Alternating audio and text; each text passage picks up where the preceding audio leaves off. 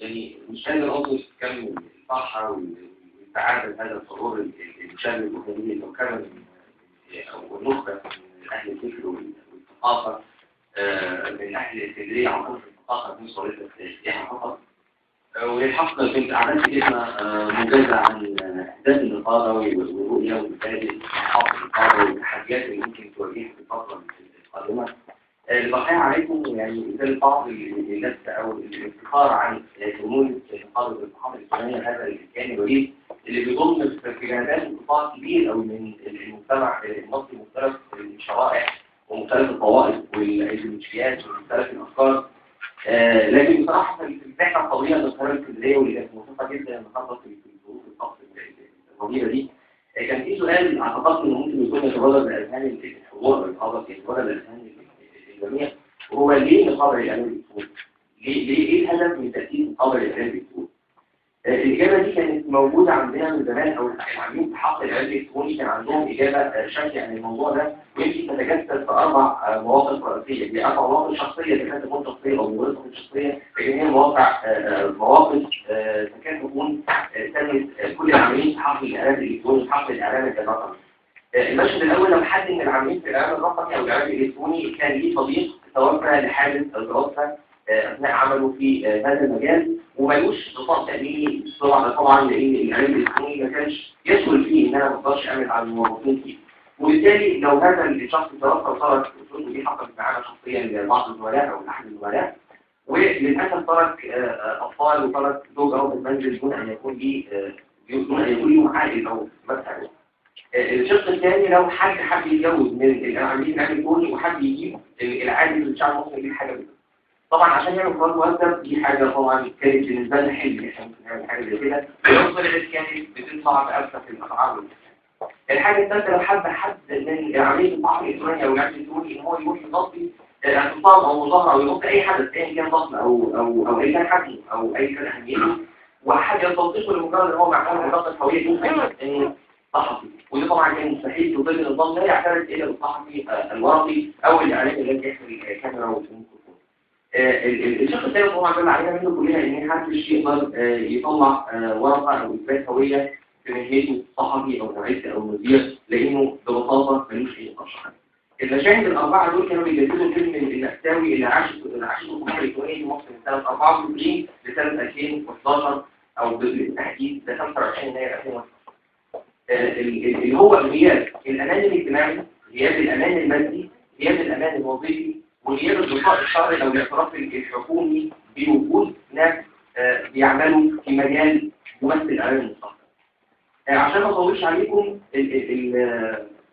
الكيان ده يعني اذا كنا اعتقدنا او اذا كان واقع فعلا ان كل العاملين والمحللين والموظفين في العالم الواقعي فيهم الحق ان هم ينشئوا كيانات تدافع عنهم وتحافظ على حقوقهم، فان العاملين في صناعه الاعلام او العالم الافتراضي لهم كل الحق في ان يكون لهم كيان يحافظ عليهم ويدافع عن حقوقهم ويوجد لهم غطاء شرعي واعتراف حكومي ليهم. العالم الافتراضي ده هو اللي اثر في العالم الواقعي عشان ما يكونش بعيدين عن ليه عالم واقعي وعالم افتراضي. لا، العالم الافتراضي هو عالم موجود وقائم، هو عالم على الانترنت مش عالم موجود. العالم الافتراضي ده صناعه هم اللي دعوا للثوره وهم اللي حشدوا الفلوس وهم اللي بيعيشوا البيوت وهم اللي دعوا الشعب وهم اللي لحد النهارده بيمثلوا وبيبينوا وبيفوضوا وبينظموا في غياب وعشوائيه دايما تسيطر حتى الان على العالم الواقعي.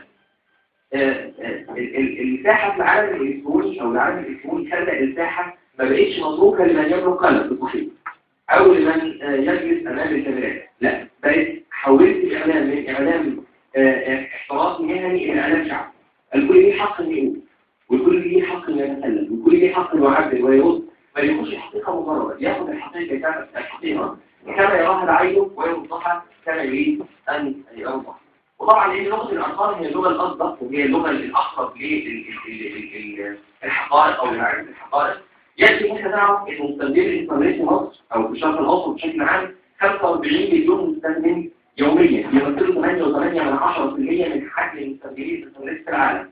وطبعا في ظل ثوره الانفوميديا اللي موجوده وتواصل الاعلام بالوسائل الاتصال الحديثه زي الموبايل ووجود بقى البلاك بيري والايفون وما الى ذلك من وسائل الاتصال خلت ان دخولي بقى اصبح في وسائل المواصلات وفي كل مكان. فتحول الاتصال والاعلام الى وسيله يدويه موجوده في كل حد، يقدر انه ياخد لقطه بالكاميرا ويعمل منها حدث جابت عنها او جاب عنها الاعلام الواقعي او الاعلام اللي كان بيسيطر عليه السلطات.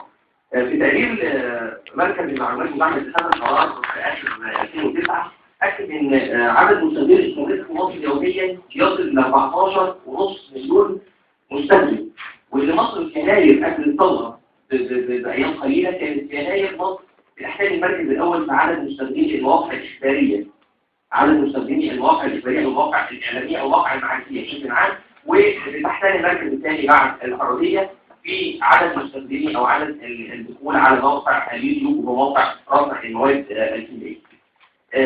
في المقابل لو حبينا نقيس هذه الارقام على العالم او على الصحافه او الميديا الكلاسيكيه اللي جاز التعبير، هنلاقي ان الصحف الورقيه بتوزع في مقبلها في اليوم ما يقرب من مليون نسخه. مقابل 14.5 مليون مستخدم يومي للاعلام الالكتروني او الاعلام الرقمي. بيزيد الرقم ده 1.5 مليون نسخه اذا عدينا معاها الاعداد الاسبوعيه.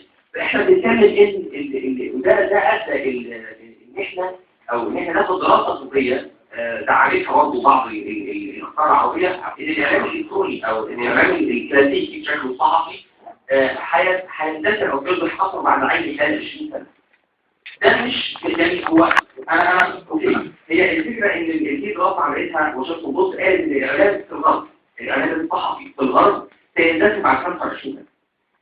في العالم العربي يكاد يكون الموضوع بعيد شويه او يعني قد يكون اكثر سنوات في وصول هذه النقطه، لكن ده مش لغير في الاعلام الصحفي او مش لغير في العاملين او في التصوير او في تحديث الاعلام الصحفي بقدر ما هو واقع فرضه الاعلام الالكتروني.